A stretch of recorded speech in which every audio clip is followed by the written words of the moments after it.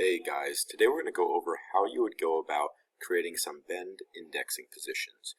So this would be used for something like a finger break, where if you want to cut it with a plasma cutter and then take it onto a secondary process and put it in a finger break or even a hydraulic press brake, if you don't have those backstopping functions to be able to utilize a backstop to get it to that exact position that you want the part. So we're just going to go over a few different methods. Now, one of those methods would be actually notching the sides of the part with just a small notch that allows you to locate an index right up against the tooling. So the way that I normally do this is I would use something like this circle function. You could go right in if we wanted to put a bend across here in the center of the part. You could, first have a bend. So if you wanted to have a line across here and make it for construction, you could do that like so. And then now I'm going to go ahead and click the circle command, and I'm going to drop a pinpoint right here, and I'm going to make this circle.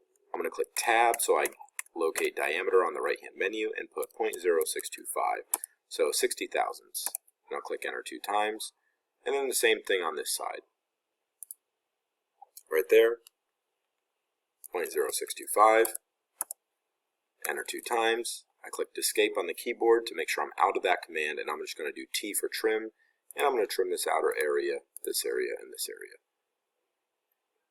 So you can see pretty easily what I'm doing. I'm basically just making a small notch of the part where if the plasma starts to profile this, it notches out that small segment, and then when you go to put this into a press brake, you can line up each one of these notches with the tooling on the press brake. So, notice this one, it looks like it came out double the size. I probably didn't toggle down to diameter on that one, so in that case, yeah, the radius is 0.065, so diameter we want to be 0.065, like that. And notice we lost these, so we can click E for extend and just click on both of these lines, and it reconnects it. So now those are correct, so it would make that little notch, and you can use that to form. Another way to do this would be if we didn't have that notch there, so we can get rid of these. Go to the other side, get rid of this one, and I'm just going to click E for extend, and extend that side, and then same thing on this side, E for extend, E for extend. Alright, so now we have our part again. So what I would do in this example is make a small pierced line. So as you zoom in on ArcPro, you'll notice that it takes your major and minor grid lines and changes them as you zoom. So right now, if I look at my minor grid lines, let me zoom out here. So if we have 0.96 and then 0.98, that means each one of these grid lines, so every 2 is going to be 10 thousandths of an inch.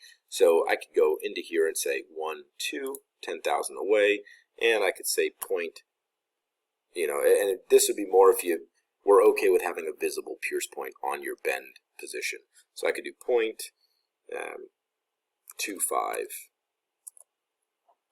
and then I made a 1/4 inch line. So I have a 1/4 inch line there, and then as I zoom out, I can go ahead and make another 1/4 inch line on the opposite side and zoom into my 10 thousandths visual per minor grid line, and you'll see here in a minute.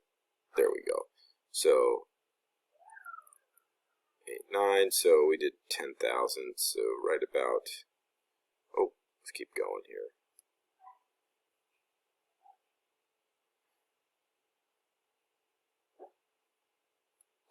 There we go. So I can drag this over, 0.25. And now we have a 1/4 inch on both sides. We can go ahead and delete our construction line now.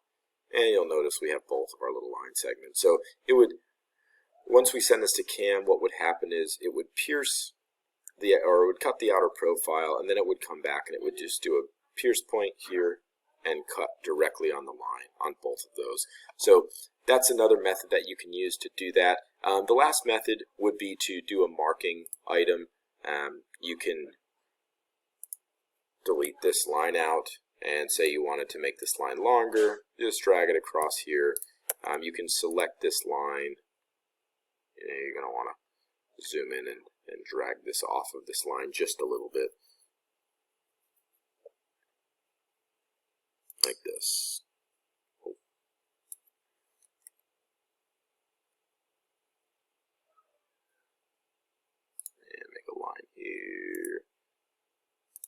that. E for extend, and we'll extend it until it hits the other one. So now that we have that line there, we can select this line, and we'll make this a marked element.